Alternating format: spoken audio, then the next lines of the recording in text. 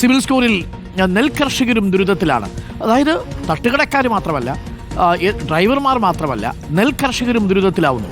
PRS തിരിച്ചടവ്, അതായത് ഈ പാഡി റെസിപ്റ്റ് ഉണ്ടല്ലോ, അത് മുടങ്ങിയതിനു ശേഷം അതിന് തിരിച്ചടവ് മുടങ്ങുന്നത് കർഷകരുടെ സിവിൽ സ്കോറിനെ ബാധിക്കുന്നുവെന്നാണ് പറയുന്നത്. ഒരിക്കലും ചെയ്യാൻ പാടില്ല. വായ്പ പോലും എടുക്കാൻ കഴിയാത്ത ബുദ്ധിമുട്ടിലാണ് ചില നെൽകർഷകർ. സപ്ലൈകോയുടെ ജാമ്യത്തിലാണ് പാഡി റെസിപ്റ്റ് ഷീറ്റ് വായ്പ നൽകുന്നത്. ഇതിൻ്റെ തിരിച്ചടവ് സർക്കാർ കൃത്യമായി നടത്തുന്നില്ല. അതുകൊണ്ട് തന്നെ തങ്ങളുടേതല്ലാത്ത കാരണത്താൽ വിദ്യാഭ്യാസ വായ്പ പോലും ലഭിക്കുന്നില്ലെന്നും കർഷകർ പറയുന്നുണ്ട്. ശരത്തുണ്ട് കൂടുതൽ വിവരങ്ങളുമായി. ശരത്ത്, പാഡി റെസിപ്റ്റ് വെച്ചുകൊണ്ട് ഏതെങ്കിലും തരത്തിൽ അവർക്ക് വായ്പ നിഷേധിച്ചത് ക്രിമിനൽ കുറ്റമായിട്ട് കണക്കാക്കേണ്ടി വരും. സർക്കാർ നൽകുന്ന വീഴ്ചയ്ക്ക് ഇവരെങ്ങനെയാണ് ഉത്തരവാദിയാവുക? ശരത്, അതുതന്നെയാണ് അരുൺകുമാർ ഏറ്റവും പ്രധാനപ്പെട്ട കാര്യം. നമുക്കറിയാം, കർഷകരെ സംബന്ധിച്ചിടത്തോളം മഴക്കാലം വലിയ ദുരിതത്തിൽ അവർ കഴിച്ചുകൂട്ടി പോവുകയാണ്. മാത്രമല്ല, മഴക്കെടുതി മൂലം പല സ്ഥലങ്ങളിലും കൃഷിനാശമടക്കമെല്ലാം പ്രതിസന്ധികളുണ്ട്. ഇതിനു പുറമെ നെല്ല് സംഭരണമടക്കം കൃത്യമായി നടക്കാത്ത പ്രതിസന്ധി, അങ്ങനെ പല പ്രതിസന്ധികൾ നേരിടുന്ന വിഭാഗമാണ് കർഷകർ. അങ്ങനെ ഇതിന് ഏറ്റവും ഒടുവിലാണ് ഇത്തരത്തിൽ സിബിൽ സ്കോർ കൂടി കർഷകരെ വലിയ ദുരിതത്തിലാക്കുന്നു എന്നുള്ളത്. അതായത് സിബിൽ സ്കോർ കർഷകരെ പ്രതിസന്ധിയിലാക്കുന്നത് ഈ സാധാരണഗതിയിൽ ഈ നെല്ല് സംഭരണം നടത്തുന്ന സമയത്ത് ഇവർക്കൊരു PRS, അതായത് പാഡി റെസിപ്റ്റ് ഷീറ്റ് നൽകും. ഇത് ബാങ്കിൽ നൽകിയ ശേഷമാണ് ഈ പണം, ഈ നെല്ല് സംഭരിച്ചതിന്റെ പണം ഇവർക്ക് കിട്ടുക. ഈ പണത്തിന്റെ തിരിച്ചടവ് നടത്തേണ്ടത് സർക്കാരാണ്. ഈ സപ്ലൈകോയുടെ ജാമ്യത്തിലാണ് ഇത്തരത്തിൽ ബാങ്കുകൾ പണം നൽകുന്നത്. പക്ഷേ ഇത് തിരിച്ചടവ് കൃത്യമായി നടത്താത്തതോട് തന്നെ കർഷകർക്ക് അവരുടെ സിബിൽ സ്കോറിനെ അത് ബാധിക്കുന്നു.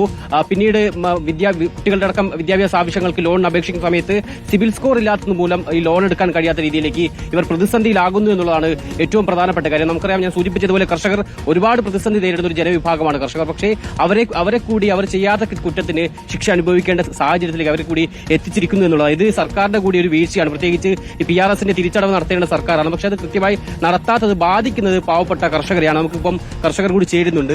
ഈ സിബിൽ സ്കോർ നിങ്ങളെ എങ്ങനെയാണ് ബാധിക്കുന്നത്? കർഷകരെ സംബന്ധിച്ച് പറയാൻ, കർഷകർ കടത്തിൽ ജനിച്ച് കടത്തിൽ ജീവിച്ച് കടത്തിൽ മരിക്കുന്നൊരവസ്ഥയാണ്. അപ്പോൾ ഞങ്ങൾക്കിപ്പം ഞങ്ങൾ നെല്ല് കൊടുത്തിട്ട് പൈസക്കായി ബാങ്കിൽ ചെല്ലുമ്പോൾ ഞങ്ങൾക്ക് പൈസ കിട്ടുന്നത് മാത്രമല്ല, ഒരു ലോൺ എടുക്കാമെന്ന് വെച്ചാൽ ഞങ്ങൾ സിബിൽ സ്കോറിൽ പെട്ട് കിടക്കാമെന്ന് പറയുന്നത്. യാതൊരു വിധത്തിലും മുന്നോട്ട് പോകാനൊക്കാത്ത അവസ്ഥ. നെല്ല് കൊടുത്താൽ പൈസ ഇല്ല, നെല്ല് തക്ക സമയത്ത് കൃഷി കൊണ്ടുപോകാൻ സാധിക്കുന്നില്ല, വീട്ടിലെ കാര്യങ്ങൾ നടത്താൻ സാധിക്കുന്നില്ല, ഒരു സ്കൂളിൽ വിദ്യാഭ്യാസം കുട്ടികളെ പഠിപ്പിക്കാൻ സാധിക്കുന്നില്ല, ഒരു ചികിത്സയിലുണ്ടെങ്കിൽ അവർ ചികിത്സിക്കാൻ സാധിക്കുന്നില്ല. അങ്ങനെ വളരെ കർഷകരെ സംബന്ധിച്ച് അന്നം നൽകുന്ന കർഷകർ എന്നും കഷ്ടകരെ അനുഭവിച്ചുകൊണ്ടിരിക്കുക. സ്കോർ മൂലം വായ്പകൾ നിഷേധിക്കുന്നു. തീർച്ചയായിട്ടും വായ്പകൾ നിഷേധിക്കുന്നുണ്ട്. ഇതിനകത്ത് രണ്ട് കാര്യങ്ങളാണ്. ഈ യഥാസമയത്ത് ഞങ്ങൾ കൊടുക്കുന്ന നെല്ലിന്റെ വില കിട്ടുകയാണെന്നുണ്ടെങ്കിൽ ഞങ്ങളുടെ ഞങ്ങൾ അത്യാവശ്യം പണയം വെക്കുന്ന, കൃഷി ആവശ്യത്തിന് പണയം വെക്കുന്ന സ്വർണം പോലും എടുക്കാതെ സമയത്ത് എടുത്തില്ല എന്നുണ്ടെങ്കിൽ അതിലും സിബിൽ സ്കോർ വിടും. അപ്പോൾ ഇതുപോലും ചെയ്യാൻ പറ്റാത്ത വലിയൊരു അവസരമായിട്ട് വന്നു. മറ്റുള്ള ലോണുകൾക്ക് പോകുമ്പോൾ, വിദ്യാഭ്യാസ ലോണിന് പോകുമ്പോഴത്തേക്ക് അവിടെ പറഞ്ഞ സിബിൽ സ്കോർ ഉണ്ട്. അഗ്രികൾച്ചർ ലോൺ, ഈ അഗ്രികൾച്ചർ ലോൺ എന്ന് പറഞ്ഞാൽ ഞങ്ങൾ എടുക്കുന്ന ലോൺ ഞങ്ങൾ അടച്ചു പുതുക്കുന്നുണ്ട്. പക്ഷേ അത് കഴിഞ്ഞ് നോക്കുമ്പോഴത്തേക്കാണ് പറയുന്നത് ഈ PRS പാഡി റെസിപ്റ്റ് ഷീറ്റിലെടുത്ത ലോണിന്റെ ഇതാണ് നമുക്ക് ഈ സിബിൽ സ്കോറിനകത്ത് നമ്മളെ പെടുത്തുന്നത്. വളരെയേറെ ബുദ്ധിമുട്ടാണ്.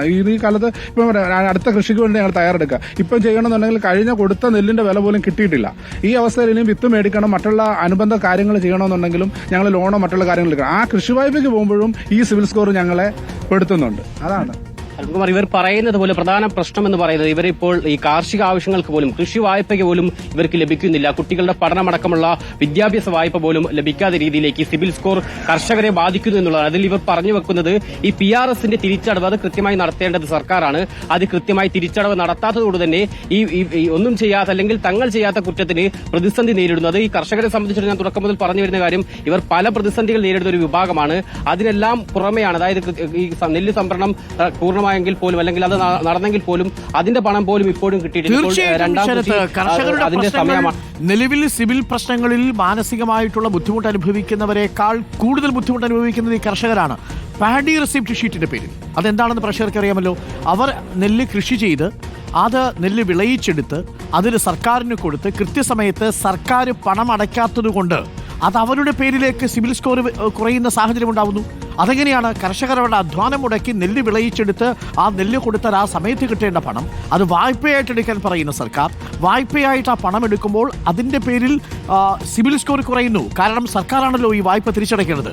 ആ സർക്കാർ തിരിച്ചടയ്ക്കാത്തതിൻ്റെ പേരിൽ കർഷകരുടെ സിവിൽ സ്കോർ കുറയുന്നത് ന്യായമാണോ? സിവിൽ സ്കോർ തന്നെ അന്യായമാണ്. പല ഘട്ടങ്ങളിലും അശാസ്ത്രീയമാണ് സിവിൽ സ്കോറിൻ്റെ മാനദണ്ഡങ്ങൾ.